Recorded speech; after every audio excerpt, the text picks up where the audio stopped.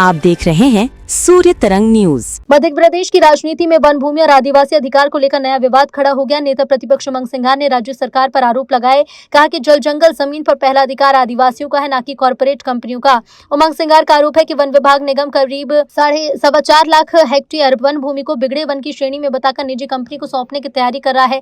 सवाल उठाए कि जो जमीन सालों से आदिवासियों की चरनोई निस्तार की आधार है, उसे निजी हाथ में देने की जल्दबाजी क्यों। सिंघार ने कहा कि आदिवासी केवल मजदूरी करे और मुनाफा निजी कंपनियां, ये व्यवस्था स्वीकार्यता नहीं है। साथ ही उन्होंने सरकार से स्पष्ट जवाब मांगा कि क्या अब जंगल, जल और जमीन भी निजीकरण की भेंट चढ़ाए जाएंगे। इसकी जमीन निजी हाथों को देने की तैयारी।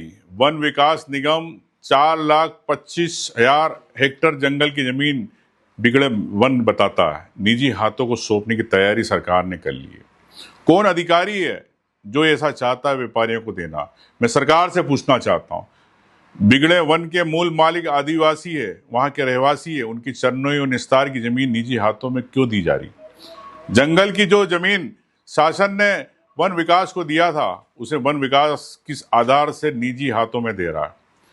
क्या ग्राम वन समितियां वर्षों से बिगड़े वनों की देखरेख कर रही है, तो फिर क्यों आवश्यकता पड़ी व्यापारियों को देने की?